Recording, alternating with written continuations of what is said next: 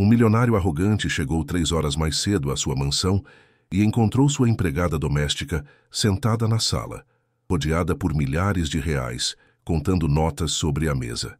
Furioso, acusou-a de roubo e ameaçou chamar a polícia, mas o que ela revelou em seguida deixou o milionário completamente paralisado e envergonhado. De onde você nos assiste? Deixe nos comentários. Esta história mudará sua forma de ver as pessoas. Não esqueça de se inscrever e deixar seu like para mais histórias inspiradoras como esta. Ricardo Vasconcelos nunca fora um homem de surpresas. Sua vida transcorria com a precisão matemática de um relógio suíço. Reuniões às 8, almoço à 1, academia às 6. Cada segundo de sua existência era calculado, medido, controlado. Aos 45 anos, havia construído um império financeiro que o colocava entre os homens mais ricos do Brasil. E essa fortuna fora forjada sobre uma filosofia simples. A eficiência era tudo, e as pessoas eram recursos mensuráveis por sua produtividade. Aquela terça-feira de outubro começou como qualquer outra. O sol mal surgia entre os arranha-céus de São Paulo quando Ricardo saiu de sua mansão no exclusivo bairro dos Jardins, dirigindo seu Mercedes preto em direção à sede do Grupo Vasconcelos na Faria Lima. A cidade despertava lentamente, mas ele já trabalhava a 2 horas de seu escritório privado em casa, revisando relatórios financeiros enquanto bebia seu primeiro expresso do dia. A reunião da tarde prometia ser crucial. Investidores japoneses estavam considerando injetar 50 milhões de dólares em sua nova divisão tecnológica, e Ricardo havia preparado cada detalhe da apresentação com meticulosidade obsessiva. Os números eram impecáveis, as projeções agressivas mas alcançáveis, a estratégia perfeita. Tudo estava perfeitamente alinhado até que, às 3 da tarde, sua assistente entrou com o rosto pálido. Sr. Vasconcelos, acabaram de cancelar a reunião. O voo dos investidores de Tóquio teve problemas técnicos e precisou pousar em outro lugar. Eles só chegarão amanhã. Ricardo trincou o maxilar. 3 meses de preparação, uma equipe de 20 pessoas trabalhando dia e noite, e agora, nada. Respirou fundo, tentando controlar a frustração que ameaçava explodir em seu peito. Está bem, disse finalmente sua voz fria como aço. Reagende para amanhã no mesmo horário, e certifique-se de que desta vez não haja contratempos. Olhou para o relógio. 3h15. Se voltasse para casa, agora chegaria por volta das 4, 3 horas antes do habitual. A ideia lhe parecia estranha, quase perturbadora. O que faria com todo esse tempo livre? Não se lembrava da última vez que havia chegado à sua mansão antes do anoitecer. O trajeto de volta transcorreu em silêncio. Ricardo não ligou o rádio, não fez ligações. Simplesmente dirigiu, perdido em seus pensamentos, calculando como aproveitar aquelas horas inesperadas. Talvez pudesse revisar os contratos do projeto imobiliário no Mears Litoral ou analisar os balanços do último trimestre com mais atenção. Quando o Mercedes cruzou os portões automáticos de sua propriedade, o sol ainda brilhava com força. Os jardins impecavelmente cuidados estendiam-se de ambos os lados da entrada, uma exibição de perfeição verde que Ricardo mal notava. Contratara o melhor paisagista da cidade, não porque se importasse com flores, mas porque era o que se esperava de alguém em sua posição. Estacionou o carro e caminhou para a entrada principal. A mansão erguia-se imponente diante dele. 3 andares de arquitetura moderna, janelas do chão ao teto, linhas limpas e minimalistas que refletiam sua filosofia de vida. Tudo em ordem, tudo em seu lugar, sem um único elemento fora de controle. Abriu a porta principal e entrou no saguão de mármore. O silêncio o envolveu como um manto pesado. Normalmente, àquela hora, a casa estaria vazia, exceto pela equipe de segurança que vigiava da guarita externa. Marta, sua empregada doméstica, terminava sua jornada às 5, e eles nunca se cruzavam. Ele chegava depois das 7, quando ela já havia ido embora há horas. De fato, Ricardo mal se lembrava de como era Marta. Uma mulher de meia-idade, cabelo preso, sempre vestida com seu uniforme cinza. Trabalhava em sua casa há 3 anos, mas suas interações tinham sido praticamente nulas. Ele lhe dava instruções através de bilhetes que deixava na cozinha. Ela as cumpria com eficiência silenciosa. um arranjo perfeito, que não exigia conversas desnecessárias nem perda de tempo em cortesias vazias. Afrouxou o nó de sua gravata italiana e caminhou em direção ao escritório, planejando aproveitar o tempo extra para adiantar o trabalho. Mas algo chamou sua atenção.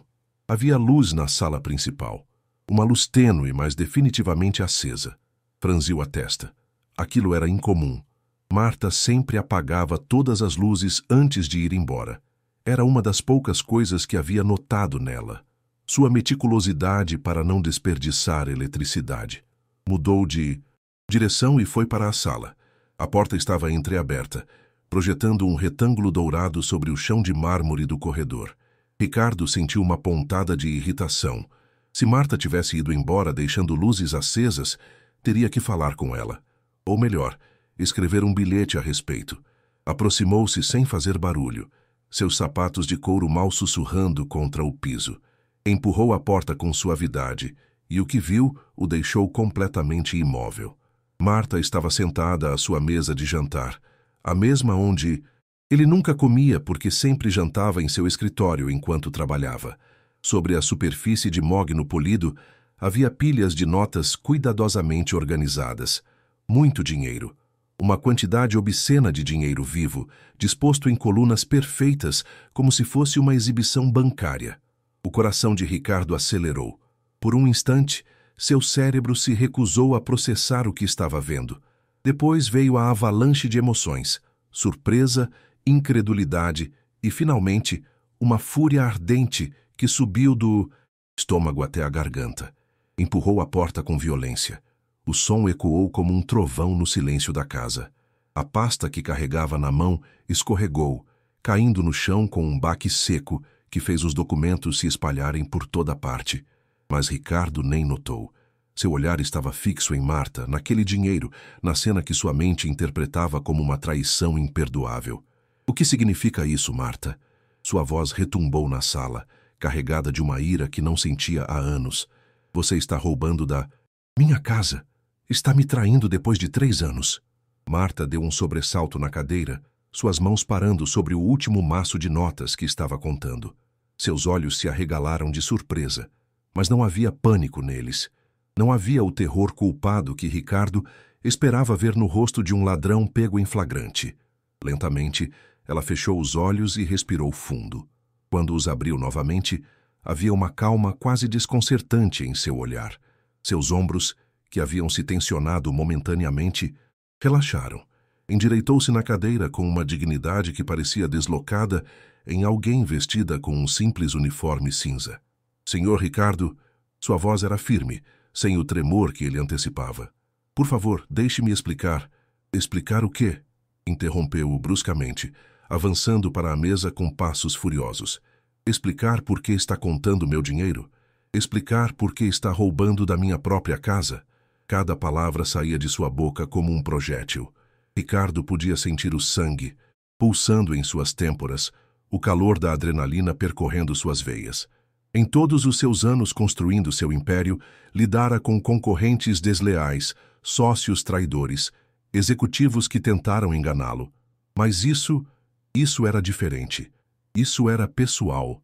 Isso era em seu próprio lar, por alguém em quem havia, em quem havia confiado por omissão, simplesmente porque nunca se dera ao trabalho de pensar nela o suficiente para desconfiar. Esse dinheiro é meu, continuou, aumentando o tom de voz. Acha que sou idiota? Há quanto tempo está me roubando? Semanas? Meses? Começou a andar em círculos ao redor da mesa, passando as mãos pelo cabelo perfeitamente penteado, desmanchando-o em sua agitação. Sua gravata, que afrouxara momentos antes, agora parecia uma corda em seu pescoço. Tirou-a com um movimento brusco e a jogou sobre uma cadeira próxima. Marta tentou falar novamente. Senhor, se me permite um momento para... Vou chamar a polícia agora mesmo, interrompeu-a outra vez, tirando o celular do bolso interno do paletó. 3 anos, Marta. 3 anos trabalhando na minha casa. E é assim que você me paga. Com traição. Com roubo. Seus dedos tremiam levemente enquanto desbloqueava o telefone. A tela brilhava em sua mão, esperando que discasse o 190, os números que mudariam tudo. Mas, por alguma razão que não conseguia compreender, parou. Talvez fosse a expressão no rosto de Marta. Não havia súplica ali, não havia lágrimas, não havia o desespero de alguém preso em uma mentira. Ela simplesmente o olhava com aqueles olhos escuros e tranquilos esperando com uma paciência que resultava quase irritante em sua serenidade. Senhor Ricardo, disse finalmente quando o silêncio se tornou tão pesado que ameaçava esmagar ambos, esse dinheiro é meu. O tempo pareceu parar. Ricardo a encarou fixamente, certo de que ouvira mal. Depois, sem conseguir se conter, soltou uma gargalhada. Foi um riso curto, áspero, completamente desprovido de humor. Um riso de incredulidade absoluta. Seu? Repetiu como se a palavra fosse um conceito alienígena completamente fora de sua compreensão. Isso é ridículo. Isso é absurdo. Mas Marta não se abalou. Com movimentos lentos e deliberados, estendeu a mão para uma pasta de couro marrom que descansava na ponta da mesa. Ricardo não a notara antes. Tão focado estava no dinheiro. Ela deslizou a pasta pela superfície polida da mesa, parando-a bem na frente dele. Por favor, disse simplesmente. Olhe. Ricardo a observou com desconfiança, como se a pasta pudesse explodir a qualquer momento. Seu instinto gritava para chamar a polícia imediatamente, para não se deixar distrair por artimanhas ou desculpas elaboradas. Mas havia algo na maneira como Marta o olhava, na absoluta falta de medo em seus olhos, que o fez hesitar. Lentamente, sem desviar o olhar dela, estendeu a mão e pegou a pasta. O couro estava gasto, mas cuidado, obviamente velho, mas meticulosamente mantido. Abriu-a com brusquidão, esperando encontrar e o quê? Documentos falsificados? Alguma tentativa patética de justificar o injustificável? O que encontrou o deixou sem palavras. Dentro da pasta havia uma coleção de documentos organizados com precisão quase obsessiva. Recibos, cada um protegido em plásticos transparentes. Extratos bancários, datados e carimbados. Comprovantes de transferências, alguns amarelados pelos anos. Registros contábeis escritos à mão com uma caligrafia impecável, cada número alinhado perfeitamente, cada total verificado e reverificado. Ricardo passou a primeira página, depois a segunda, depois a terceira. Seus olhos, treinados para detectar irregularidades financeiras, não encontravam nenhuma. Tudo estava lá, cada centavo documentado, cada transação justificada. A meticulosidade era profissional. Não, mais que profissional. Era o trabalho de alguém que entendia a contabilidade não apenas como uma obrigação, mas como uma arte. Seu rosto, tenso pela fúria momentos antes, começou a se transformar. A ira deu lugar à confusão.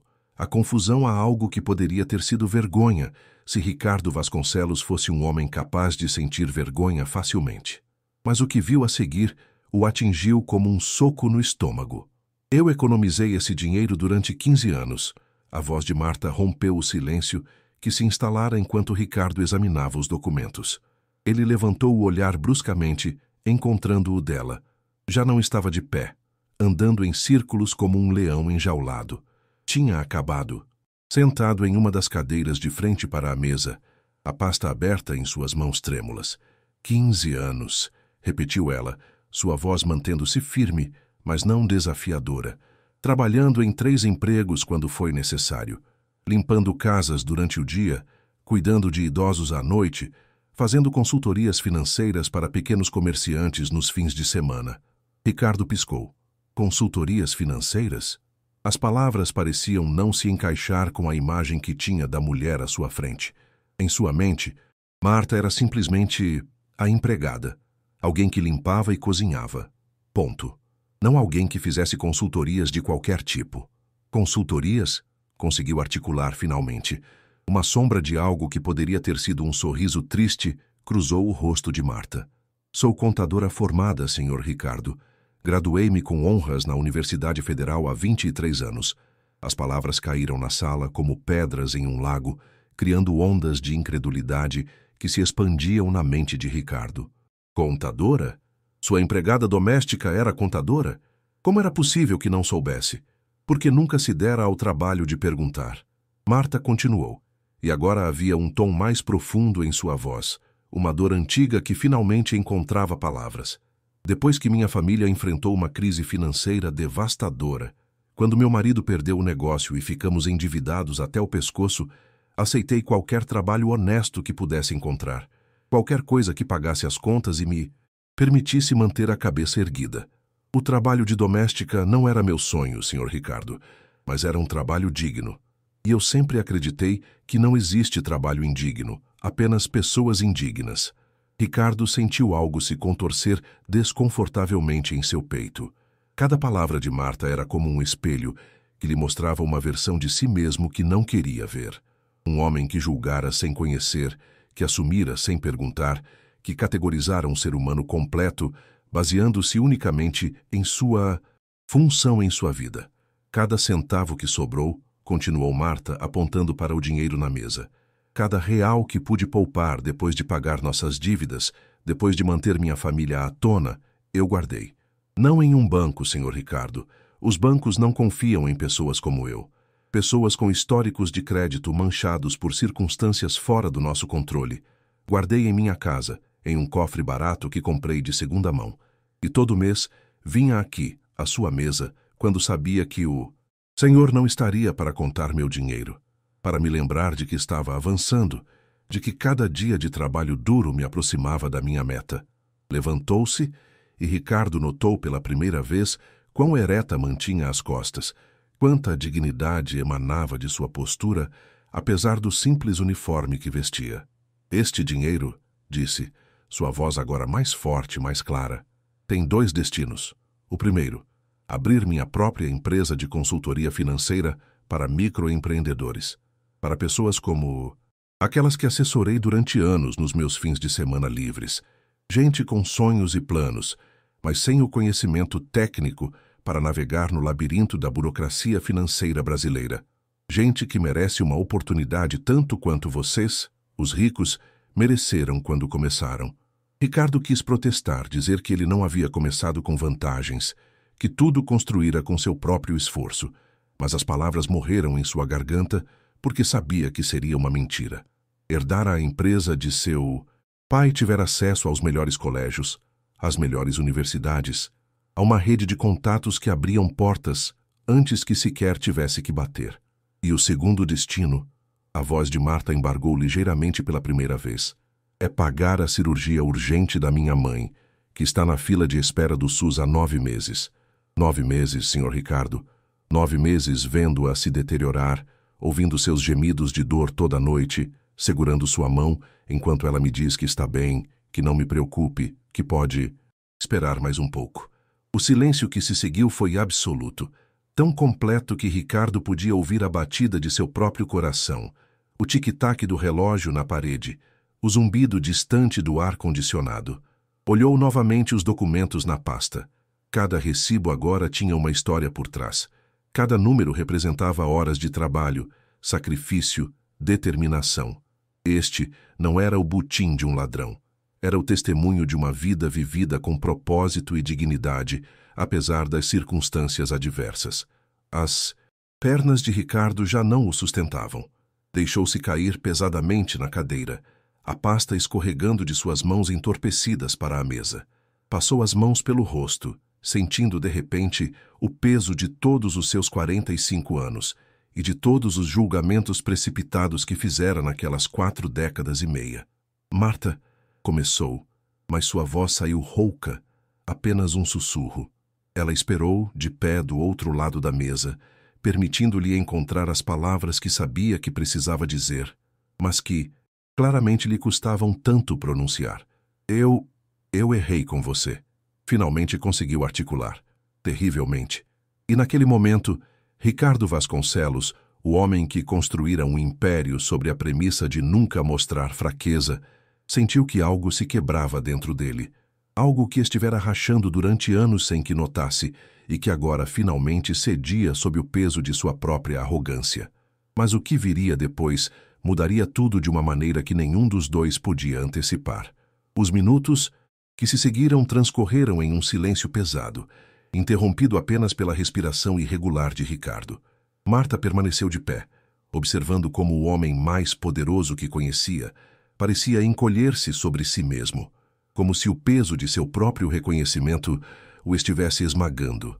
Finalmente, Ricardo levantou o olhar. Seus olhos, que minutos antes ardiam com fúria indignada, agora estavam vidrados. Não de lágrimas. Ricardo Vasconcelos não chorava. Nunca o fizera desde que era criança. Mas de algo perigosamente parecido. Te julguei sem te conhecer, disse lentamente, cada palavra parecendo custar um esforço físico. Sem nunca ter te visto realmente. Em 3 anos, nunca parei para perguntar como você estava. Nunca te perguntei seu sobrenome completo. Nunca soube que era contadora, que tinha uma mãe doente, que... Sua voz falhou e teve que parar. Respirou fundo, fechando os olhos com força. Quando os abriu novamente, havia uma determinação neles que Marta reconheceu. Era a mesma expressão que devia ter quando construiu seu império do zero, quando tomava decisões que mudavam destinos. Me perdoe. Não foi uma pergunta. Foi uma súplica. Por favor. Sei que não tenho direito de pedir, mas eu imploro. Me perdoe. Marta inclinou a cabeça ligeiramente, estudando-o. Trabalhara para muitas pessoas em sua vida. Conhecera ricos arrogantes e trabalhadores humildes. Aprendera a ler as pessoas, não por suas palavras, mas por suas ações. E o que via em Ricardo Vasconcelos, naquele momento era algo que não vira antes. Arrependimento genuíno. O perdão não se implora, Sr. Ricardo, disse suavemente. Conquista-se com ações, não com palavras. Ricardo assentiu vigorosamente, como se aquelas palavras lhe dessem exatamente o que precisava ouvir. Levantou-se tão abruptamente que sua cadeira balançou para trás. Caminhou até a janela, olhando para os jardins perfeitamente cuidados que nunca realmente apreciava. Quero investir no seu negócio, disse de repente, virando-se para encará-la. Como sócio minoritário, sem controle algum sobre as decisões, você teria a última palavra em tudo. Marta abriu a boca para responder, mas ele levantou uma mão, pedindo que o deixasse continuar. E quero... Não. Preciso pagar a cirurgia da sua mãe. Toda ela. Os melhores cirurgiões, o melhor hospital particular, o melhor atendimento possível. O Sírio-Libanês ou o Einstein, onde você preferir. Senhor Ricardo, por favor, interrompeu-a. E havia uma urgência, desesperada em sua voz. Por favor, deixe-me fazer isso. Não faço por caridade. Faço porque preciso fazer algo certo. Algo que não seja calculado por retorno de investimento ou benefício fiscal. Algo que seja humano. A palavra soou estranha em seus lábios, como se fosse um idioma estrangeiro que acabara de aprender. E talvez fosse. Talvez Ricardo tivesse passado tanto tempo sendo um tubarão dos negócios que esquecera como ser simplesmente um ser humano. Marta guardou silêncio durante o que pareceu uma eternidade. Seus olhos examinaram o rosto de Ricardo, buscando sinais de manipulação, de algum ângulo oculto, mas a única coisa que encontrou foi sinceridade bruta e vulnerável. Aceito, disse finalmente. Ricardo exalou, como se estivesse prendendo a respiração durante todo aquele tempo. Mas com condições, continuou Marta, sua voz recuperando a firmeza que mostrara desde o princípio. Mantenho minha autonomia completa. A empresa será conduzida à minha maneira, seguindo minha ética, refletindo minha história. Meu trabalho, meus princípios, minha visão não serão negociáveis. Se investir no meu negócio, investe em mim, no que represento, não no que o senhor quer que seja. Claro, Ricardo assentiu sem hesitação. Claro, você será quem tomará todas as decisões. Eu só quero ajudar e aprender, se me permitir. Marta estendeu a mão. Era um gesto simples, mas carregado de significado. Não era a mão de uma funcionária para seu patrão. Era a mão de uma igual para outro igual. Ricardo a pegou, e naquele aperto de mão sentiu que algo mudava fundamentalmente. Já não era o todo-poderoso Ricardo Vasconcelos e sua doméstica Marta. Eram 2 pessoas, 2 seres humanos com histórias complexas e vidas que nunca haviam se dado ao trabalho de compartilhar até aquele momento. Há mais uma coisa que deve saber, disse Marta enquanto suas mãos ainda estavam unidas. Meu sobrenome é Cardoso, Marta Cardoso, e embora tenha trabalhado como sua doméstica, Durante 3 anos nunca deixei de ser quem realmente sou. Uma contadora, uma filha, uma sonhadora. O uniforme cinza não define quem sou. Minhas ações sim. Ricardo sentiu um nó se formar na garganta. Quantas vezes passara por ela naqueles 3 anos sem realmente vê-la? Quantos bilhetes impessoais deixara? Quantas vezes a tratara como parte da mobília? Marta Cardoso, repetiu, como se estivesse memorizando o nome. Prazer em conhecê-la, de verdade. E pela primeira vez em muitos anos, Ricardo Vasconcelos sorriu com genuína cordialidade. Mas o que nenhum dos dois sabia era que aquele encontro inesperado era apenas o começo de uma transformação que mudaria suas vidas de maneiras que nunca poderiam ter imaginado. Os dias seguintes foram estranhamente surrealistas para ambos. Ricardo se viu fazendo algo completamente fora de seu caráter. Chegava em casa cedo, não por reuniões canceladas, mas por escolha própria. Cancelava compromissos sociais que considerava vazios, adiava jantares de negócios que podiam esperar, tudo para estar ali quando Marta ainda estava em sua jornada de trabalho. No início, ela manteve sua distância profissional, continuando com suas tarefas como sempre fizera. Mas Ricardo já não deixava bilhetes impessoais. Em vez disso, sentava-se na cozinha enquanto ela preparava o jantar que ele nunca comia e começava conversas desajeitadas que gradualmente se tornavam menos forçadas. "Quantos anos você tem, Marta?" perguntou uma tarde, observando-a picar legumes, com a precisão de um cirurgião. 48, respondeu ela sem levantar o olhar. 3 anos mais velha que o senhor, senhor Ricardo. Só Ricardo, corrigiu ele. Por favor, o senhor já não parece apropriado. Marta finalmente olhou para ele, um pequeno sorriso brincando nos cantos de seus lábios. Velhos hábitos, senhor. Ricardo, corrigiu-se. Mas tentarei. Ele sorriu, apreciando o esforço. Era engraçado como algo tão simples como o uso de seu nome podia parecer tão significativo. Fale-me da sua empresa, pediu inclinando-se para a frente. Da sua visão. O que a torna diferente das milhares de consultorias financeiras que já existem? Os olhos de Marta se iluminaram, e Ricardo percebeu que era a primeira vez que via aquela faísca nela. A paixão que estivera oculta sob a máscara profissional de uma doméstica finalmente emergia. Não será apenas outra consultoria, explicou, suas mãos movendo-se expressivamente enquanto falava. Será uma ponte.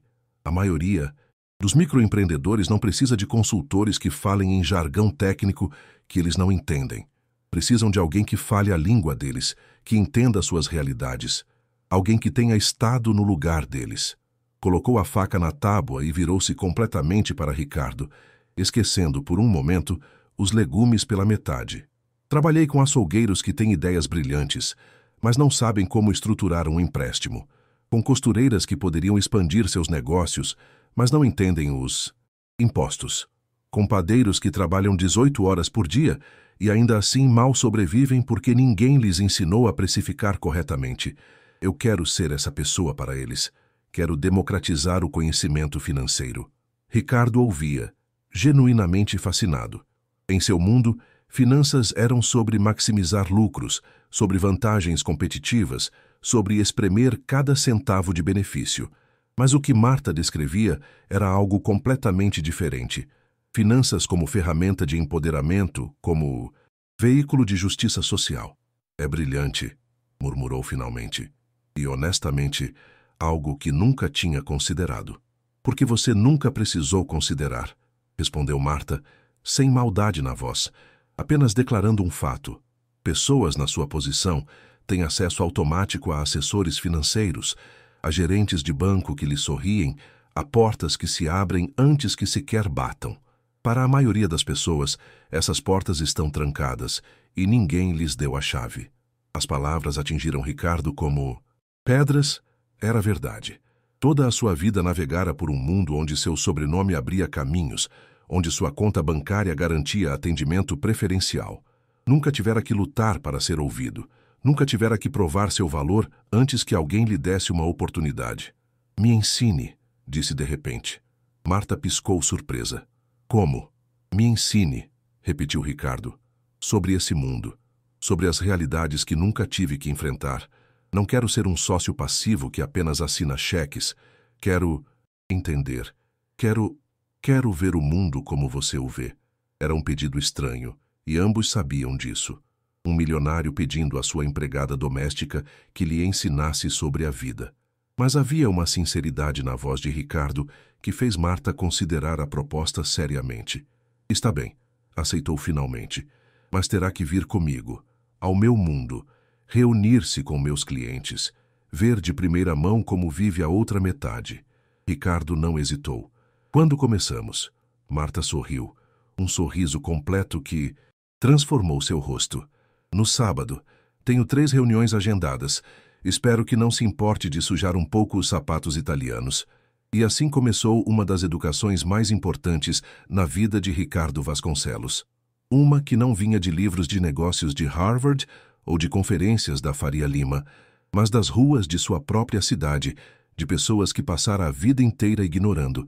Mas enquanto Ricardo se preparava para aprender lições que mudariam sua perspectiva de mundo, havia forças em movimento que complicariam tudo de maneiras que nenhum dos dois podia antecipar. O sábado amanheceu cinzento e chuvoso, típico da garoa paulistana, mas Ricardo estava acordado desde as 6 da manhã, uma mistura de nervosismo e antecipação revirando seu estômago. Tomou banho e parou em frente ao seu closet, contemplando as fileiras de ternos Armani e camisas de grife. Pela primeira vez em sua vida adulta, não sabia o que vestir. Finalmente optou por jeans, os únicos que tinha, comprados para um evento casual da empresa anos atrás e nunca usados, e uma camisa polo simples. Olhou-se no espelho e quase riu.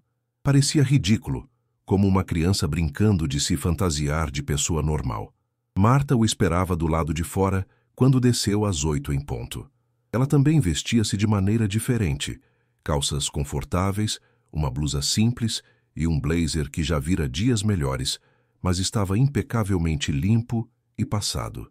Carregava uma bolsa de couro desgastado pendurada no ombro. Pronto? Perguntou avaliando a roupa dele com um olhar divertido.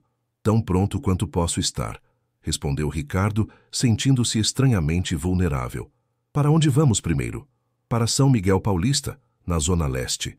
Tenho uma cliente que está considerando expandir seu negócio de comida caseira. Chama-se Dona Rosa. Tem 52 anos e faz os melhores salgados da região. Ricardo assentiu, dirigindo-se ao seu Mercedes. Ah, não, parou-o Marta. Vamos de ônibus. E depois, metrô. E depois ônibus de novo. Ricardo congelou. De ônibus? Transporte público, confirmou ela. Faz parte da experiência. Meus clientes não têm Mercedes. A maioria nem tem carro. Se vai entender o mundo deles, tem que experimentar como se movem nele.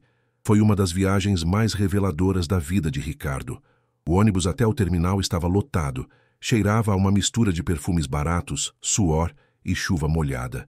As pessoas se apertavam, algumas com sacolas de compras, outras com crianças pequenas no colo. Ninguém o reconheceu. Por que o fariam?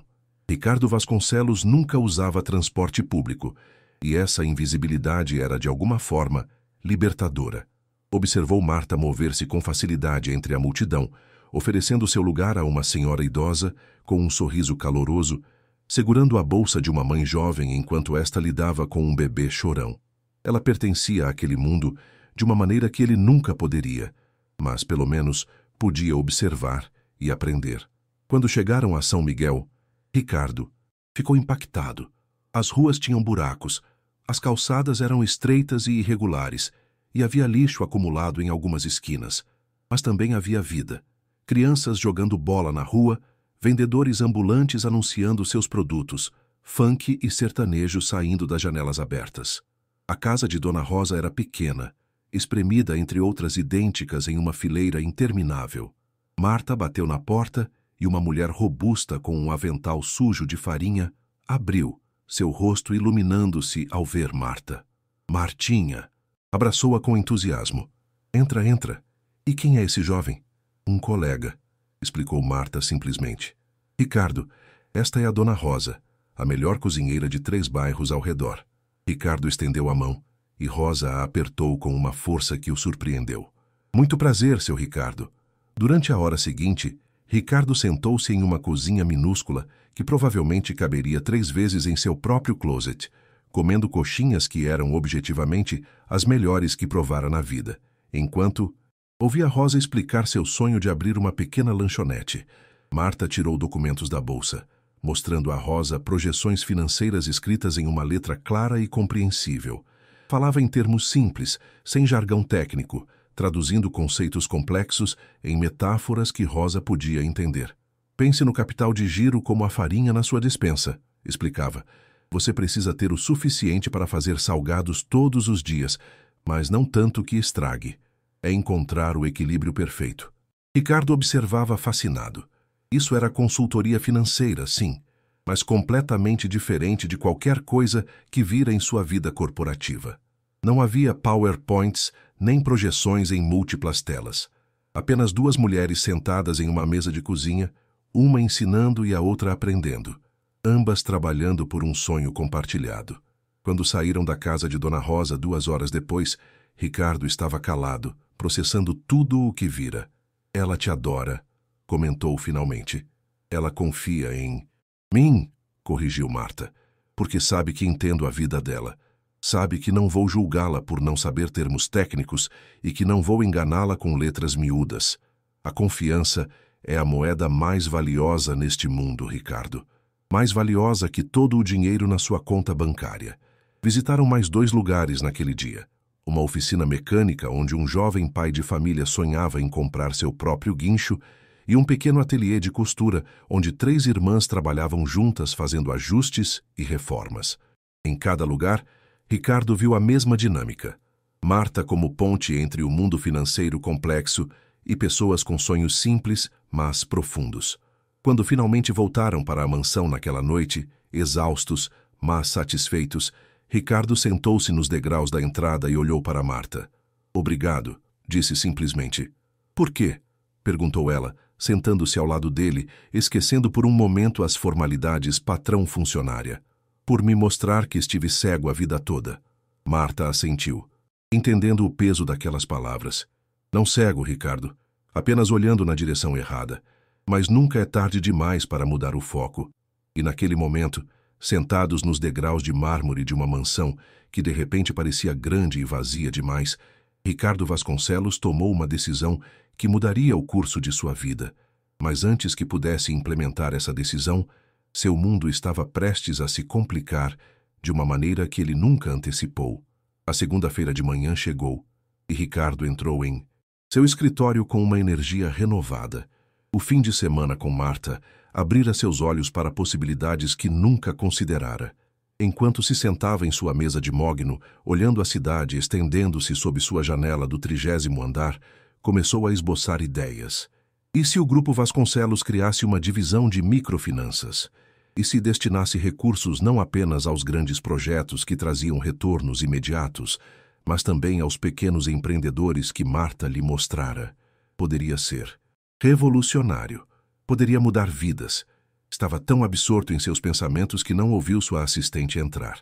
Senhor Vasconcelos, a voz de Patrícia o tirou de seu devaneio. Seu irmão está aqui para vê-lo. Ricardo levantou o olhar, surpreso. Seu irmão? Franziu a testa. Fernando Vasconcelos não visitava o escritório a menos que precisasse de algo, geralmente dinheiro, ou que Ricardo resolvesse algum problema causado por seu estilo de vida irresponsável. Mande entrar, suspirou. Fernando entrou com sua arrogância característica, vestido com um terno que provavelmente custava mais que o salário anual de Marta. Era 3 anos mais novo que Ricardo, mas parecia mais jovem graças aos tratamentos faciais regulares e à vida sem estresse que levava graças ao fundo fiduciário da família. Irmão, saudou jogando-se em uma das cadeiras de couro em frente à mesa. Preciso falar com você. De quanto precisa? Perguntou Ricardo sem rodeios. Fernando riu, mas havia um fio de tensão em seu riso. Sempre tão direto. Mas não, desta vez não venho por dinheiro, venho te avisar. Ricardo ergueu uma sobrancelha. Me avisar? Tenho ouvido rumores, disse Fernando, seu tom ficando sério, sobre você e sua empregada. O estômago de Ricardo se contraiu.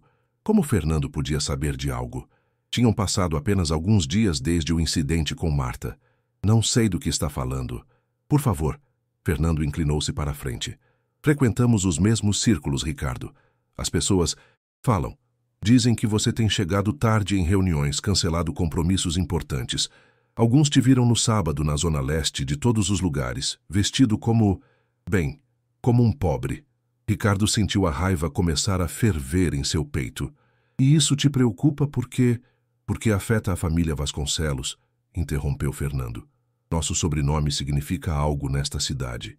Significa poder, prestígio, classe. E você, andando pela periferia com sua empregada doméstica, isso passa a mensagem que é errada. A mensagem errada, repetiu Ricardo lentamente, sentindo cada palavra como veneno em sua língua. Ou simplesmente uma mensagem diferente da que você quer que envie? Fernando levantou-se bruscamente. Escuta, faça o que quiser no seu tempo livre, mas não arraste o nome Vasconcelos pela lama. Papai construiu este império para nós. Temos responsabilidades, expectativas a cumprir. Papai, disse Ricardo também se levantando, o tom de voz subindo. Morreu há 10 anos. E sim, construiu um império, mas também construiu muros. Muros que nos separaram da realidade, que nos fizeram acreditar que éramos superiores a outros seres humanos, simplesmente porque tínhamos mais zeros em nossas contas bancárias. E daí? Fernando riu com incredulidade. Agora virou filantropo? Um salvador dos pobres? É patético, Ricardo. E todo mundo está vendo. Então deixe que vejam. Ricardo rodeou sua mesa, enfrentando o irmão cara a cara.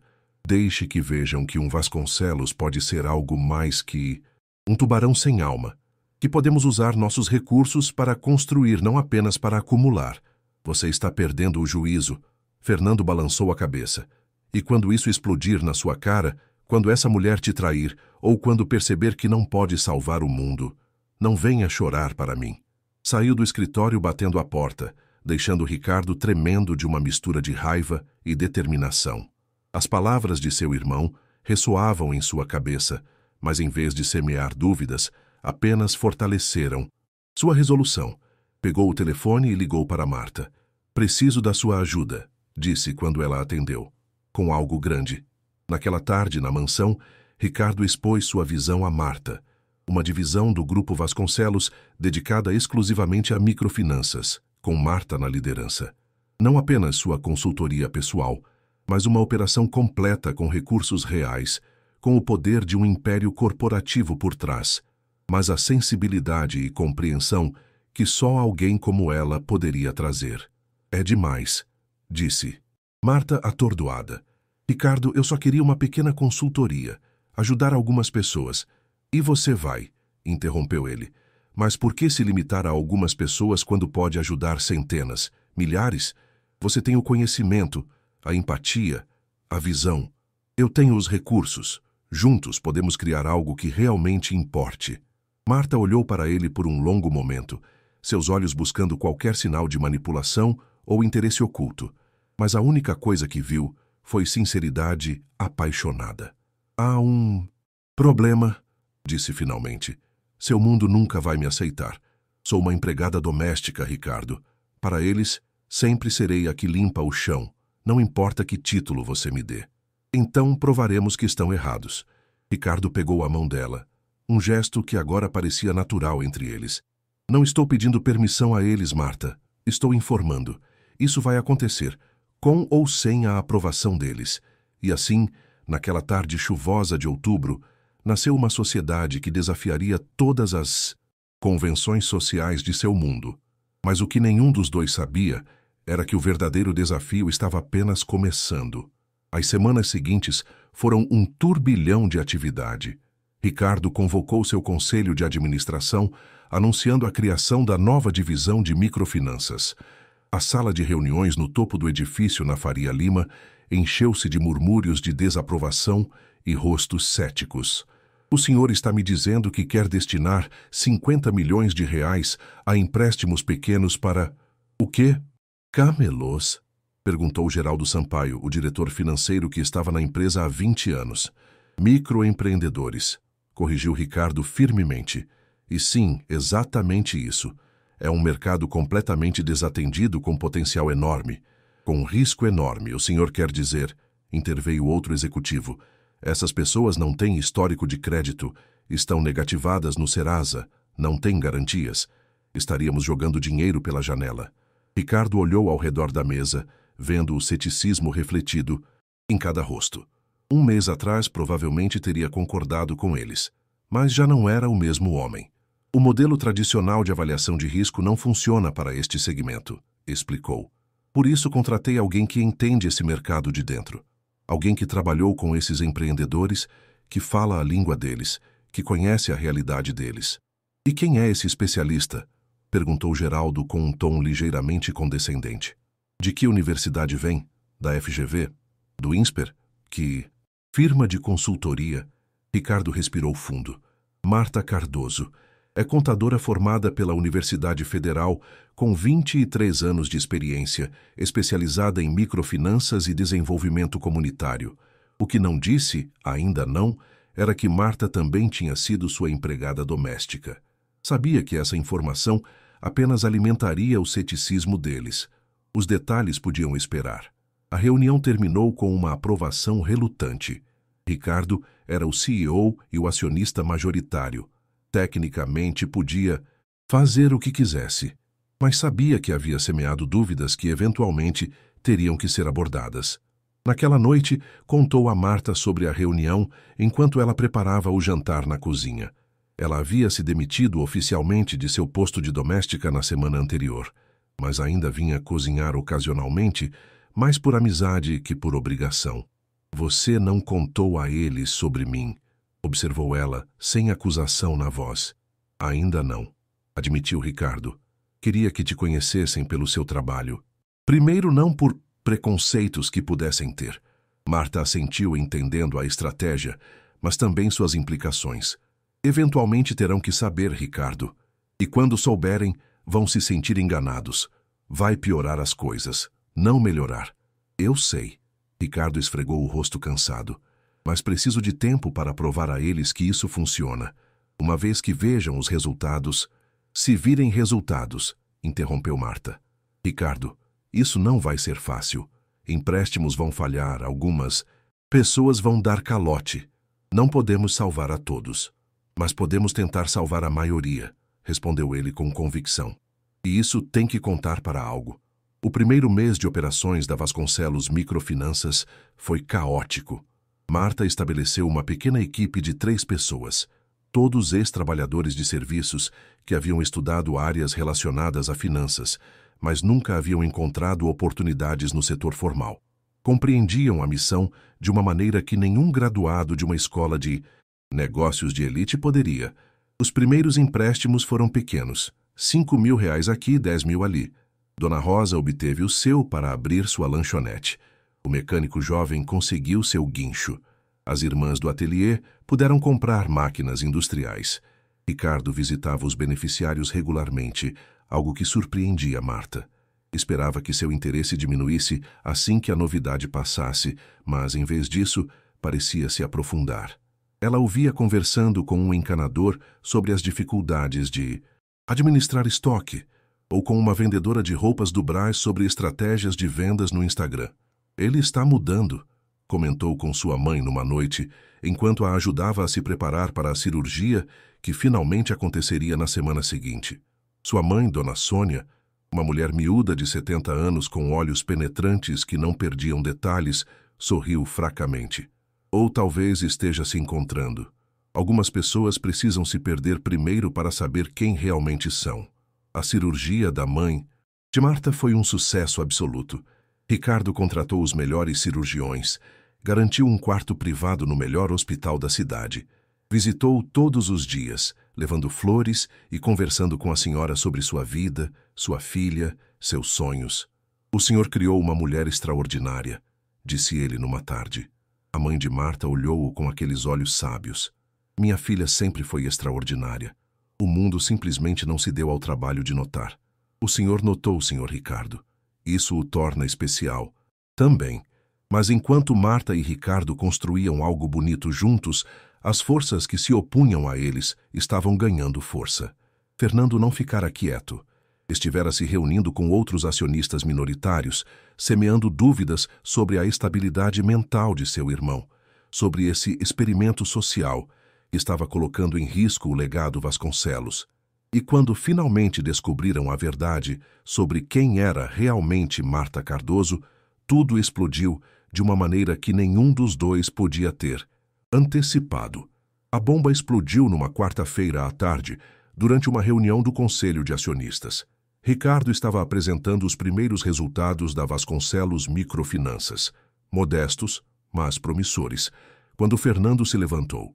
Antes de continuarmos nos parabenizando por esses números tão humildes, começou com sarcasmo evidente. Acho que todos merecem saber a verdade sobre a senhorita Marta Cardoso. Ricardo sentiu o estômago afundar.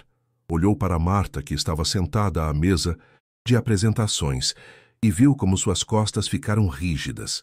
Fernando, não sei o que acha que está fazendo, mas estou sendo transparente, irmão. Interrompeu Fernando com um sorriso malicioso. Algo que você claramente não tem sido. Conte a todos. Diga como conheceu realmente a senhorita Cardoso. O silêncio na sala era tão denso que se podia cortar com uma faca. Todos os olhos se voltaram para Ricardo, esperando. Marta trabalhou na minha casa, disse Ricardo finalmente, sua voz firme apesar da atenção. Como empregada doméstica, durante 3 anos. O murmúrio que se seguiu foi como o zumbido de abelhas enfurecidas. Os executivos se olhavam com expressões de choque, incredulidade e, em alguns casos, desprezo mal disfarçado. O senhor está me dizendo... Geraldo Sampaio levantou-se lentamente. Que deu o controle de 50 milhões de reais para sua faxineira? Dei o controle a uma contadora formada com 23 anos de experiência. Corrigiu Ricardo, o tom de voz subindo. O fato de ter trabalhado como doméstica não invalida suas credenciais. O senhor mentiu para nós, acusou o outro acionista.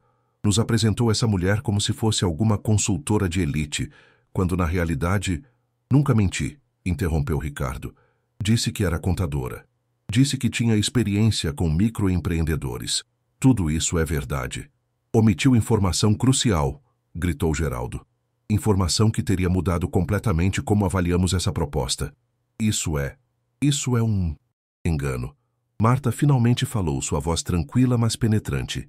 E se soubessem desde o princípio que eu trabalhava como doméstica, teriam sequer ouvido minhas propostas? Ou teriam me descartado imediatamente sem me dar a chance de demonstrar minha capacidade? Isso não é o ponto, respondeu Geraldo. O ponto é a confiança. Como podemos confiar em alguém que oculta informação? Eu não ocultei nada, respondeu Marta firmemente. Ricardo decidiu revelar minha informação de maneira gradual. Mas minhas credenciais, minha experiência, minha visão, tudo isso é real. Ou acaso os resultados que acabaram de ver são falsos? Os empréstimos que estão sendo pagos pontualmente são imaginários. 1 mês, desdenhou Fernando. 1 mês de resultados não significa nada. Esperem até começarem os calotes quando esses microempresários perceberem que podem simplesmente desaparecer com nosso dinheiro. Ricardo bateu na mesa com tanta força que todos pularam. Chega! Marta Cardoso é a diretora da Vasconcelos Microfinanças e isso não vai mudar. Se algum de vocês tem um problema com isso, podem vender suas ações.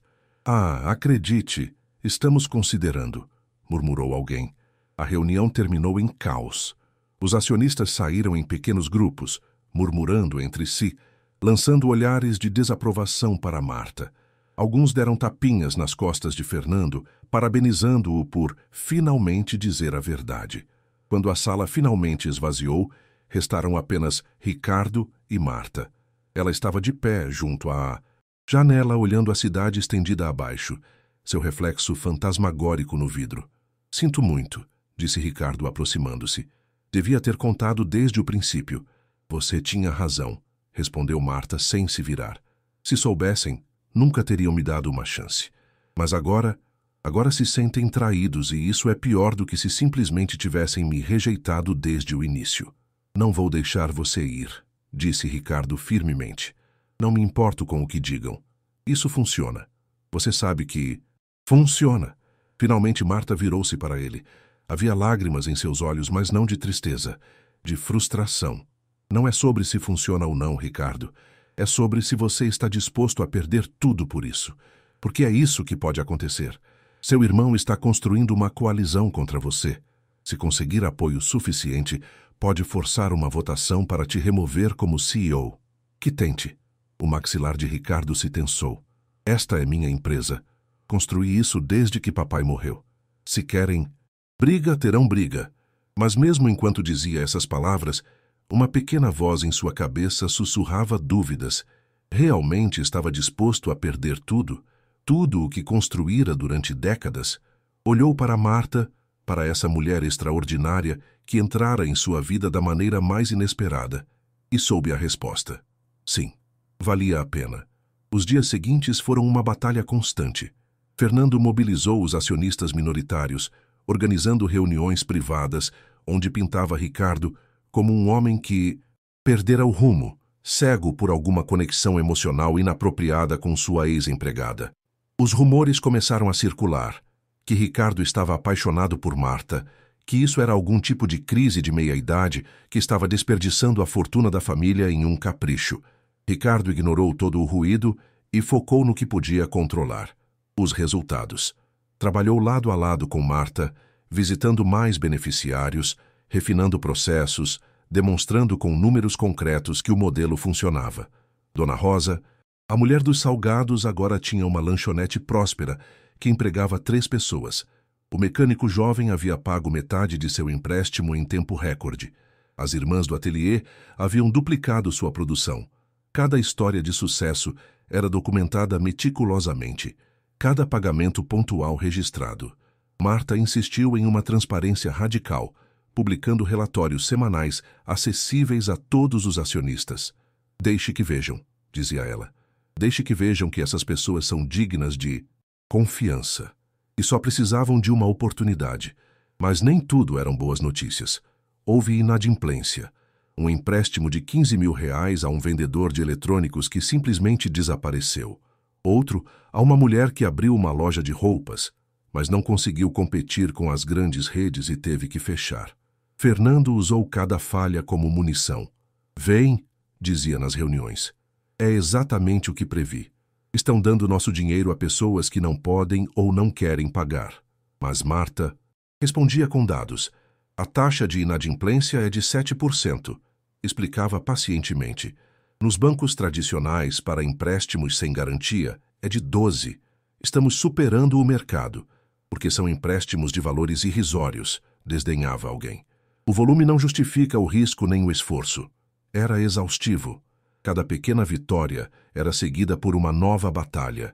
Ricardo podia sentir o peso do estresse acumulando-se, as noites sem dormir enquanto revisava estratégias, as conversas tensas com acionistas que antes o admiravam e agora o viam com pena ou desdém. Numa noite, trabalhando até tarde no escritório, Marta o encontrou dormindo sobre sua mesa, rodeado de relatórios financeiros e xícaras de café vazias. Ricardo sacudiu-o suavemente. Ele acordou sobressaltado, desorientado por um momento. Marta, que horas são? Passa das 11. Sua segurança me deixou subir. Você está se matando, Ricardo. Ele esfregou os olhos cansados. Estou bem. Não, não está. Sentou-se na cadeira à frente dele. Isso está te consumindo, talvez devêssemos reconsiderar. Ricardo olhou para ela como se tivesse falado em outro idioma. Reconsiderar o quê? Isso. A Vasconcelos Microfinanças. Tudo. Não vale a pena se está te destruindo. Não está me destruindo. Endireitou-se na cadeira. Está me reconstruindo. Sim, é difícil. Sim, estou cansado. Mas pela primeira vez na minha vida, sinto que estou fazendo algo que realmente importa. Marta o estudou por um longo momento. Sabe por que aceitei sua proposta? Perguntou finalmente. Não foi pelo dinheiro. Não foi nem pela oportunidade de ajudar mais pessoas. Foi porque vi nos seus olhos algo que reconheci. Fome. Não de sucesso ou poder, mas de significado, de propósito real. Ricardo sentiu algo apertar em seu peito. A vida toda construí um império, confessou. Mas quando me sentei no topo e olhei ao redor, percebi que estava completamente sozinho. Rodeado de luxo, sim. De sucesso, sim. Mas sozinho. E então te encontrei. Ou melhor, finalmente te vi. E você me mostrou que havia outro caminho. Um caminho mais difícil, observou Marta. Mas um caminho que vale a pena percorrer, completou Ricardo. Não vou desistir, Marta. Não vou deixar que Fernando ou os acionistas ou qualquer outra pessoa me diga que isso é um erro, porque sei, no mais profundo do meu ser, que isso é a coisa mais certa que já fiz na vida. Marta sorriu, e naquele sorriso, Ricardo viu orgulho, afeto e algo mais que nenhum dos dois estava pronto para nomear ainda. Então seguimos em frente, disse ela firmemente, mas juntos. Chega de noites trabalhando sozinho até colapsar. Chega de carregar todo o peso sozinho. Somos sócios, lembra? Ricardo estendeu a mão através da mesa. Marta a pegou, e naquele aperto de mãos ambos sentiram uma conexão que ia além dos negócios, além da amizade. Era um vínculo forjado na luta compartilhada, em valores compartilhados, em uma visão comum de um mundo que podia ser melhor. Mas enquanto selavam seu compromisso de seguir em frente, nenhum sabia que a maior prova de sua sociedade e de sua relação estava prestes a chegar. A crise chegou da maneira mais inesperada. 3 meses após o lançamento da Vasconcelos Microfinanças, um artigo apareceu no jornal econômico mais importante do país, O Valor Econômico. A manchete era devastadora. Império Vasconcelos em crise. CEO dilapida fortuna em experimento social, com ex-empregada doméstica. O artigo era brutal. Pintava Ricardo como um homem que perdera o juízo, manipulado por uma mulher oportunista que usara sua posição como doméstica para seduzi-lo e convencê-lo a desperdiçar milhões. Citava fontes anônimas de dentro da empresa, claramente Fernando e seus aliados, que expressavam séria preocupação com o futuro do Grupo Vasconcelos. Pior ainda, o artigo incluía fotos. Ricardo e Marta saindo juntos de reuniões. Ricardo visitando beneficiários dos empréstimos em comunidades carentes. Marta na sala, de reuniões claramente fora de lugar segundo o tom do artigo. A interpretação era óbvia. Isso não era sobre negócios. Era sobre um homem rico tendo uma crise de meia-idade, possivelmente apaixonado por sua empregada, jogando dinheiro fora para impressioná-la. Ricardo leu o artigo 3 vezes, sentindo a fúria crescer a cada leitura. Não pelas acusações contra ele. Essas podia aguentar, mas por como pintavam Marta. Como uma manipuladora, uma oportunista, uma mulher que usara sua posição para tirar vantagem. Ligou para Marta imediatamente. Ela já tinha visto o artigo. Vou processar o jornal, disse Ricardo sem preâmbulos. Isso é difamação pura. Não podem... Não, interrompeu Marta, a voz estranhamente calma. Você não vai processar ninguém. O quê? Marta, estão destruindo sua reputação. Estão dizendo exatamente o que o mundo quer acreditar, completou ela. Que uma mulher pobre só pode ascender usando um homem rico. Que não posso ter chegado aqui por mérito. Próprio deve ser por manipulação ou algo pior. Ricardo podia ouvir a dor em sua voz tão cuidadosamente controlada. Então deixamos os fatos responderem, disse finalmente. Temos os números, Marta. Temos os resultados. Deixemos que falem por si mesmos. Mas os fatos pareciam não importar diante de uma narrativa tão suculenta. O artigo viralizou. As redes sociais explodiram com opiniões divididas. Alguns defendiam Ricardo como um visionário que tentava mudar o sistema. Outros o pintavam como um tolo que fora enganado. E Marta recebeu o pior. Comentários depreciativos sobre sua aparência, sobre sua classe social, sobre suas motivações, julgavam-na não por seu trabalho, mas por seu gênero e sua origem humilde. Ricardo viu como tudo isso a afetava, embora ela tentasse não demonstrar. Viu-a ler comentários no celular e depois desligá-lo rapidamente, mas não antes que ele notasse o brilho de lágrimas não derramadas em seus olhos. Podemos parar isso, disse a ela numa noite quando se encontraram no escritório depois que todos tinham ido embora. Posso fazer um comunicado, esclarecer as coisas. E dizer o que exatamente? Perguntou Marta, deixando finalmente sua frustração sair. Que não sou uma manipuladora? Que cheguei aqui por mérito próprio? Que trabalhar como doméstica não me torna menos capaz ou digna? Acha que alguém vai ouvir? Eu ouvi. disse Ricardo suavemente. Marta olhou para ele e algo em sua expressão se suavizou. Sim, admitiu. Você ouviu, mas você é uma exceção, Ricardo. Não há regra. Ricardo aproximou-se, tomando as mãos dela entre as suas. Então façamos mais exceções. Um de cada vez, se for necessário. Mas não vamos desistir. Não vamos dar a eles essa satisfação. Marta apertou as mãos dele, encontrando força em sua convicção. Está bem, assentiu. Seguimos em frente. E seguiram. Apesar da pressão da mídia, apesar dos comentários venenosos, apesar dos olhares de julgamento. Continuaram visitando beneficiários, aprovando empréstimos, documentando sucessos. Mas a pressão estava chegando a um ponto crítico. Fernando havia agendado uma reunião extraordinária do Conselho de Acionistas, onde proporia um voto de desconfiança contra Ricardo. Se tivesse apoio suficiente, poderia forçá-lo a renunciar como CEO. Na noite anterior à reunião, Ricardo não conseguiu dormir. Caminhava por sua mansão, esta casa enorme que de repente parecia grande e vazia demais. Pensou em seu pai, no legado que construíra, nas expectativas que carregara a vida toda. E pensou em Marta, em sua dignidade inabalável, em seu compromisso em fazer o bem mesmo quando o mundo cuspia em sua cara. Sabia o que tinha que fazer. A sala de reuniões estava lotada. Não apenas acionistas, mas também imprensa. Fernando se certificara disso. Queria que o mundo visse a queda de seu irmão, o CEO que perdera o rumo.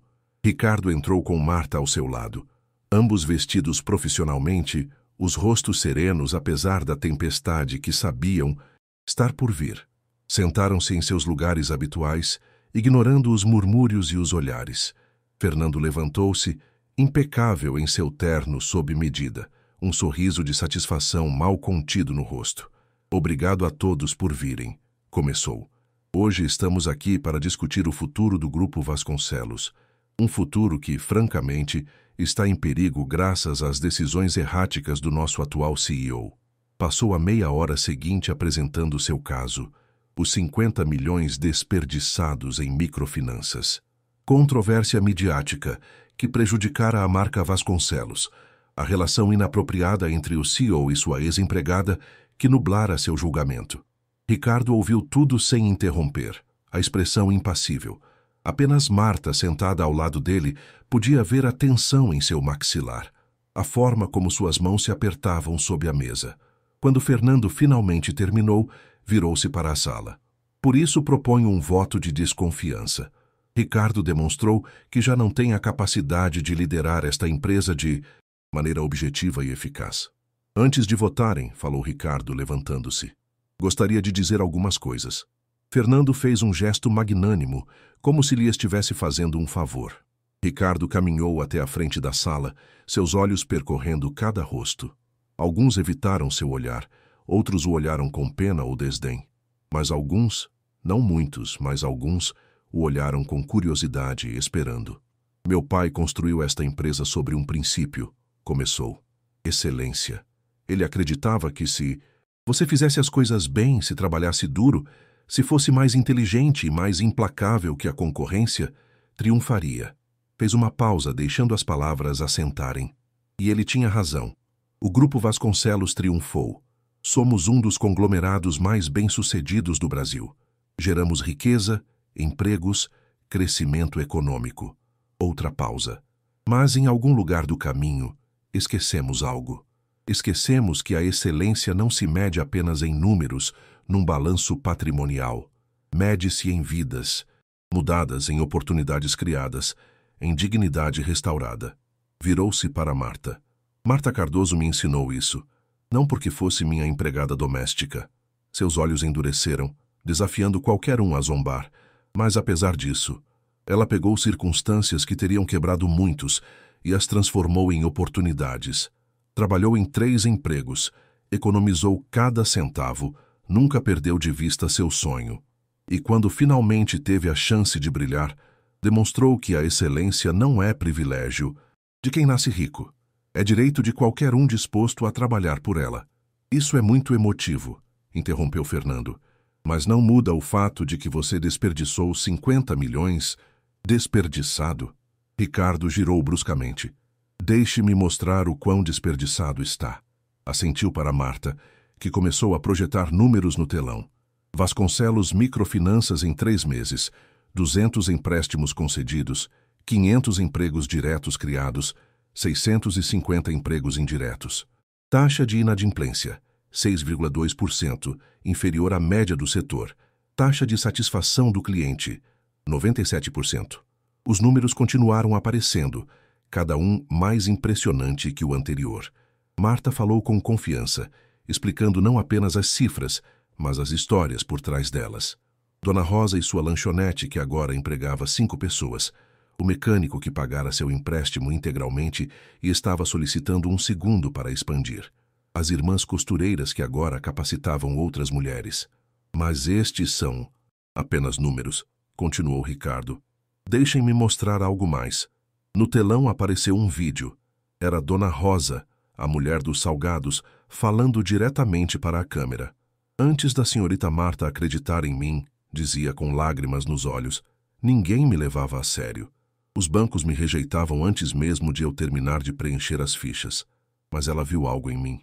Não só minha receita de coxinha, mas minha capacidade de trabalhar duro, de ser responsável, de ter sonhos. Agora, emprego 5. Mães solteiras. Dou a elas o que ninguém me deu, uma oportunidade. Seguiram mais vídeos. O mecânico falando sobre como podia finalmente sustentar a família com dignidade. As irmãs explicando como estavam passando seu conhecimento para a próxima geração. Um padeiro, um carpinteiro, uma vendedora de flores. Todos com a mesma história. Oportunidade, dignidade, transformação. Quando o último vídeo terminou, havia silêncio absoluto na sala. Isso é o que 50 milhões podem fazer, disse Ricardo. Suavemente. Não só gerar retornos financeiros, embora esses também existam, mas mudar vidas reais de formas tangíveis e mensuráveis. Virou-se para Fernando. Então, sim, irmão. Proponha seu voto. Vote para me remover. Mas saibam disto. Se eu for, isso vai comigo. Porque a Vasconcelos Microfinanças não é apenas um programa. É uma declaração de que os negócios podem ser uma força para o bem, não apenas para a acumulação. A votação foi apertada. Alguns acionistas votaram contra Ricardo, incapazes de ver além de seus preconceitos. Mas outros, suficientes outros, votaram a favor. Não estavam todos convencidos, mas estavam dispostos a dar-lhe mais tempo para demonstrar sua visão. Ricardo manteve sua posição como CEO, por enquanto. Mas mais importante que a votação foi o que aconteceu depois. Enquanto a sala esvaziava, vários acionistas se aproximaram de Marta, pedindo desculpas por seus julgamentos precipitados, parabenizando-a pelo trabalho. Não todos, claro. Fernando saiu sem dizer palavra, o rosto uma máscara de fúria contida, e alguns outros o seguiram claramente não convencidos, mas era um começo, um pequeno passo em direção à aceitação, ao reconhecimento de que o valor não se mede pelo título no cartão de visita, mas pelo impacto que se faz no mundo. Naquela noite, Ricardo e Marta sentaram-se nos degraus da mansão, exaustos, mas aliviados. Conseguimos, murmurou Marta. Você conseguiu, corrigiu Ricardo. Eu apenas abri uma porta. Você foi quem entrou e provou que merecia estar lá. Marta olhou para ele e em seus olhos havia algo que Ricardo não vira antes.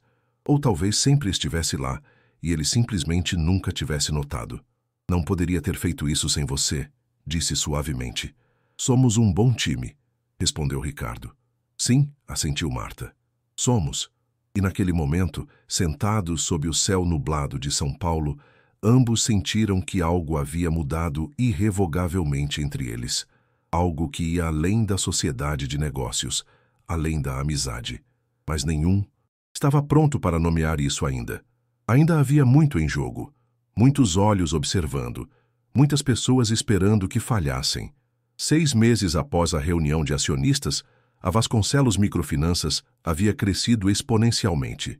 Tinham concedido mais de 1.000 empréstimos, criado mais de 2.000 empregos e, o mais importante, haviam mudado a narrativa sobre o que significava sucesso empresarial no Brasil. Mas, com o sucesso, vieram novos desafios. A demanda por empréstimos superava em muito seus Recursos. Havia uma lista de espera de mais de 500 empreendedores, todos com sonhos e planos, todos precisando apenas daquela oportunidade que o sistema tradicional lhes negava. Ricardo e Marta trabalhavam incansavelmente para encontrar soluções. Buscavam investidores adicionais, refinavam processos para serem mais eficientes, treinavam mais pessoal. Mas não era suficiente. Nunca parecia ser suficiente. E então, em meio ao caos do crescimento, aconteceu algo que nenhum dos dois antecipou. Ricardo adoeceu. Nada grave no início, apenas fadiga que atribuiu ao excesso de trabalho. Mas quando desmaiou em uma reunião, os médicos descobriram que ele estivera ignorando sinais de alerta durante meses. Pressão arterial perigosamente alta, níveis de estresse estratosféricos, seu corpo basicamente gritando para reduzir o ritmo. Burnout severo. O senhor precisa descansar, decretou o médico sem ambiguidades. Descanso verdadeiro.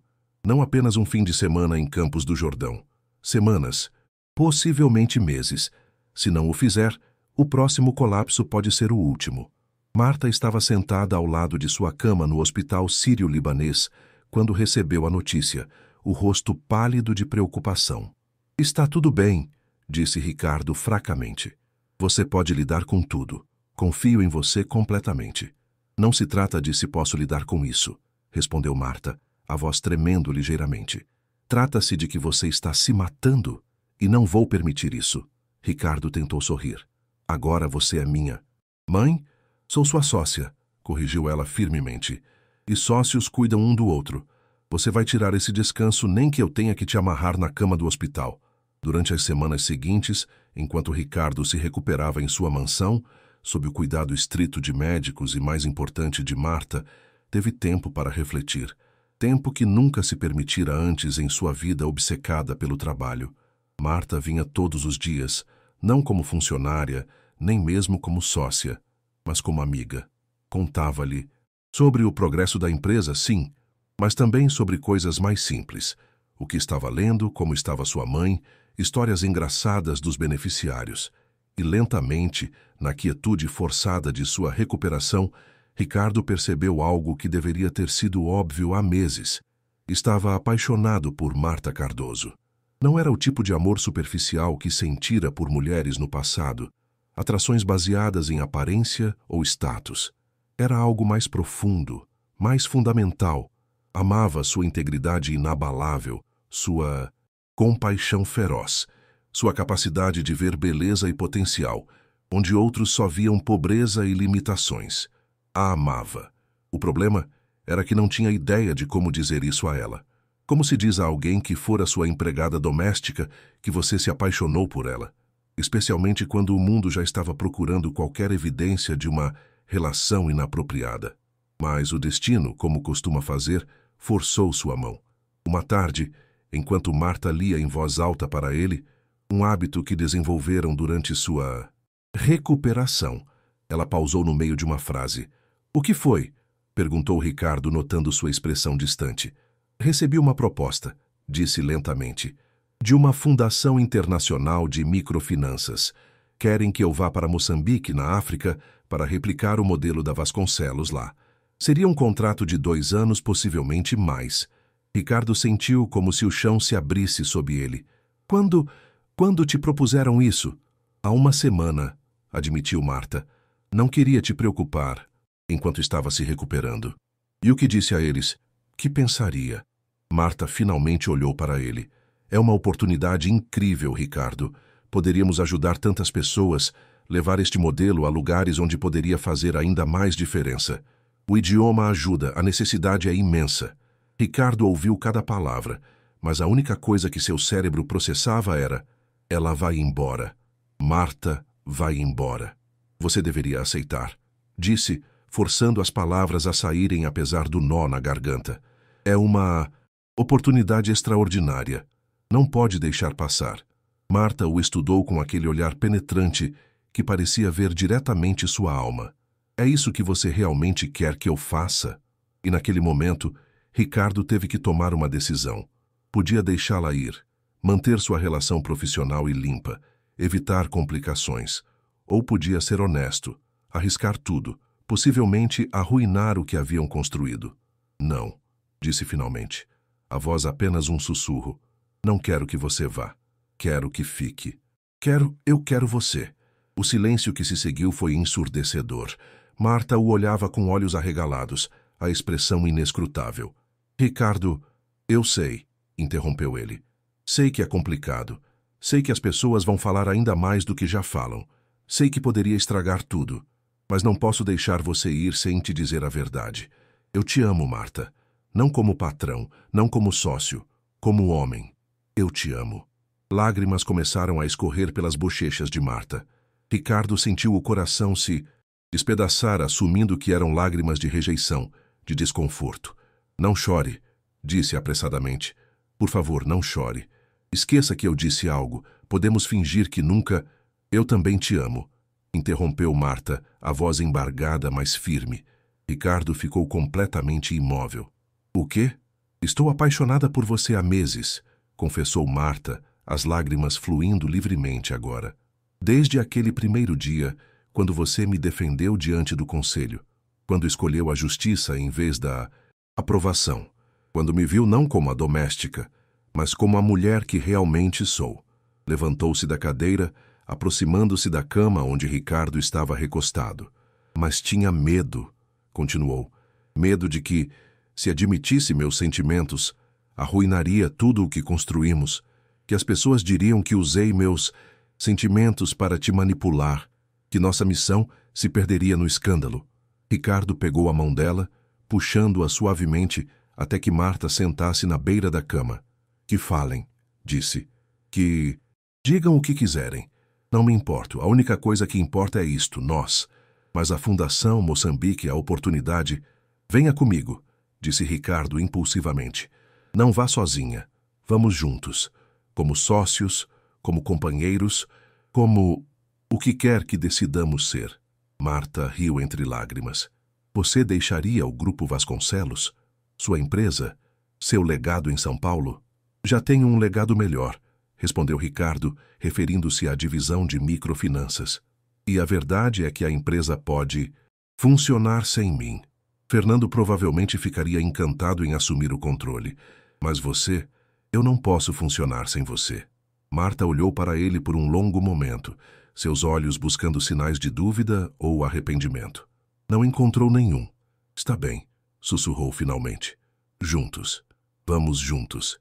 E quando seus lábios finalmente se encontraram, foi como se duas peças de um quebra-cabeça que nunca souberam que faltavam finalmente se encaixassem perfeitamente.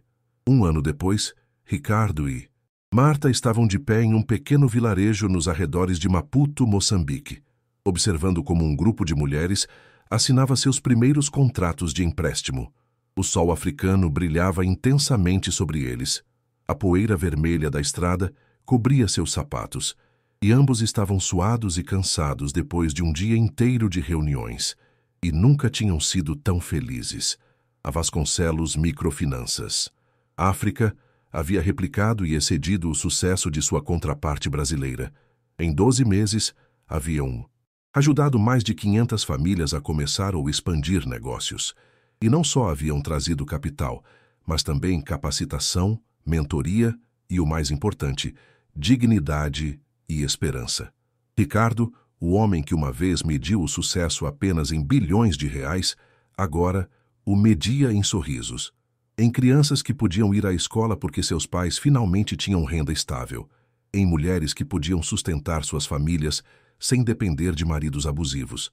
Em sonhos que se tornavam realidades tangíveis. Você se arrepende alguma vez? Perguntou Marta numa noite, sentados na varanda da casa modesta que compartilhavam. De quê? Ricardo olhou para ela com genuína confusão. De deixar tudo. Sua mansão nos jardins, sua empresa, sua vida de antes. Ricardo pensou por um momento, sendo honesto consigo mesmo. Não, disse finalmente. Aquela vida estava me matando lentamente. Isto está me dando vida. Marta aninhou-se contra ele, aproveitando a brisa fresca da noite. Minha mãe me perguntou a mesma coisa na semana passada quando nos falamos por vídeo. E o que você disse? Que encontrei o que estive procurando a vida toda sem saber. Um parceiro que vê o mundo da mesma maneira, que valoriza o mesmo, que sonha os mesmos sonhos. Ricardo beijou o topo da cabeça dela. Quando te conheci, estava tão perdido, confessou.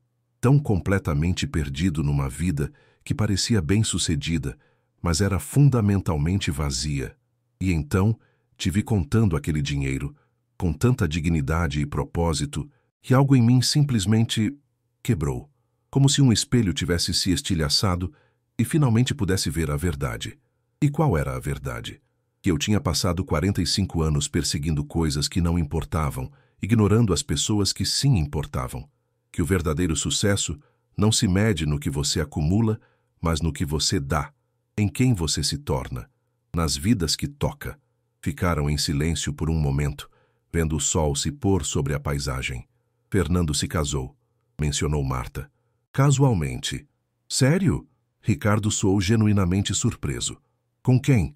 Com a herdeira de uma fintech. Vi as fotos no Instagram. Casamento enorme, ostentação pura no Copacabana Palace, provavelmente custou mais do que ganhamos em um ano aqui. Te incomoda? Perguntou Ricardo. Não ter esse tipo de vida? Marta riu. Está brincando? Prefiro isto 1000 vezes. Prefiro dormir sabendo que hoje ajudamos alguém a mudar sua vida do que dormir em lençóis de seda, sabendo que apenas acumulei mais dinheiro. Minha sábia Marta, murmurou Ricardo. Sua Marta, corrigiu ela com um sorriso. E era verdade. Em algum ponto durante aquele ano extraordinário, haviam deixado de ser o milionário e sua ex-empregada. Haviam deixado de ser o CEO e a diretora de programa. Tinham se tornado simplesmente Ricardo e Marta. Duas pessoas que se encontraram nas circunstâncias mais improváveis e descobriram que se encaixavam perfeitamente. A imprensa brasileira, de vez em quando, ainda escrevia sobre eles. O bilionário brasileiro que largou tudo por amor. Era uma manchete popular. Alguns artigos eram respeitosos, outros condescendentes. Mas já não se importavam com o que as pessoas diziam, porque tinham algo mais valioso que a aprovação do mundo. Tinham propósito compartilhado, valores compartilhados, vida compartilhada. Numa noite, 3 meses depois, Ricardo preparou um jantar especial. Nada elaborado. A cozinha deles em Maputo não tinha os recursos de sua antiga mansão, mas feito com amor. Massa simples com molho de tomate caseiro, um vinho sul-africano, velas. O que estamos celebrando?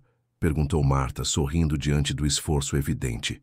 Nós, disse Ricardo simplesmente, celebramos que há 1 ano e meio cheguei em casa 3 horas mais cedo e encontrei uma mulher extraordinária contando dinheiro. Celebramos cada momento desde então que nos trouxe até aqui. Tirou uma pequena caixa do bolso. Não era da Tiffany ou da Ed Stern, mas de um artesão local. O anel dentro era simples, uma banda de prata com uma pedra modesta. Marta Cardoso, disse, ajoelhando-se no chão de madeira gasta de sua casa compartilhada. Você me daria a honra de se casar comigo? Marta riu e chorou ao mesmo tempo. Achei que nunca perguntaria. Isso é um sim? É um absoluto, definitivo, inequívoco sim. Casaram-se 1 mês depois em uma cerimônia simples no jardim de casa, rodeados pelos beneficiários de seus empréstimos, amigos locais e a pequena equipe que haviam construído. Dona Sônia viajou do Brasil, saudável e radiante, após sua cirurgia bem-sucedida. Até alguns acionistas do Grupo Vasconcelos, que haviam chegado a respeitar o que Ricardo e Marta representavam, fizeram a viagem. Fernando não compareceu, mas enviou um presente. Um cartão dizendo simplesmente: talvez você tivesse razão o tempo todo. Cuide-se, irmão. Era um pequeno passo, mas era algo. 5 anos depois, Ricardo e Marta estavam dando uma palestra no TED São Paulo sobre microfinanças e desenvolvimento sustentável. O auditório estava lotado, todos querendo aprender sobre esse modelo que havia transformado milhares de vidas entre o Brasil e a África. As pessoas me perguntam como tudo isso começou, dizia Marta do palco, sua voz clara e confiante. E a verdade é que começou com um julgamento errado e um mal-entendido. Começou quando um homem me viu fazendo algo completamente inocente e assumiu o pior. E depois teve a coragem de admitir que estava errado. Olhou para Ricardo, que estava sentado na primeira fila. Vejam, A transformação real não começou quando decidimos ajudar microempreendedores. Começou quando Ricardo decidiu ver além de seu preconceito. Quando decidiu que o título no meu crachá de doméstica não definia meu valor ou meu potencial. Aproximou-se da borda do palco. E essa é a lição que queremos que levem hoje.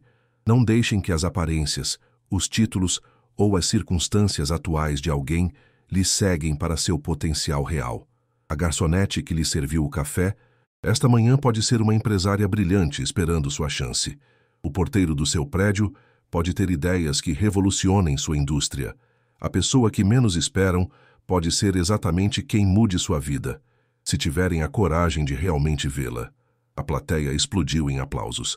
Depois da palestra, enquanto dirigiam de volta para o hotel, Marta pegou a mão de Ricardo. "Em que está pensando?" perguntou. "Naquele dia", respondeu ele, "quando cheguei em casa mais cedo e te vi contando aquele dinheiro. Se tivesse chamado a polícia como ameacei fazer se não tivesse te escutado, mas você o fez", interrompeu Marta. "Você escutou, e esse momento de escuta mudou tudo. Não só minha vida", acrescentou Ricardo. "Milhares de vidas. Nossas vidas", corrigiu Marta. "Isso sempre foi sobre nós, juntos." E tinha razão. Porque o que começara como um encontro inesperado entre um milionário arrogante e sua empregada doméstica invisível transformara-se em algo muito maior. Uma missão compartilhada, um amor profundo, um legado de dignidade e oportunidade que continuaria muito depois que ambos se fossem. Ricardo Vasconcelos buscara o sucesso a vida toda, medindo-o em aquisições e balanços. Mas foi só quando parou de buscar e começou a ver, quando mudou sua medida de sucesso de acumulação para impacto, que finalmente encontrou o que sempre precisara. E Marta Cardoso, que passara anos sendo invisível, apesar de seu brilhantismo, finalmente encontrara alguém que não só a via, mas celebrava quem ela era e tudo o que podia ser.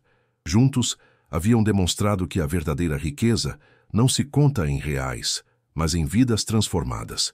Que a dignidade não é algo que se outorga por posição social, mas algo inerente a cada ser humano. E que o amor mais profundo muitas vezes chega das maneiras mais inesperadas, quando finalmente temos a coragem de ver além de nossos preconceitos e reconhecer o valor extraordinário nas pessoas que outros ignoram.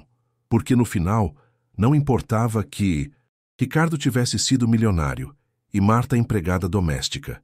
O que importava era que se encontraram, se viram verdadeiramente um ao outro e decidiram construir algo bonito juntos. E essa decisão, esse momento de ver realmente outra pessoa em toda a sua dignidade e potencial, havia mudado o mundo.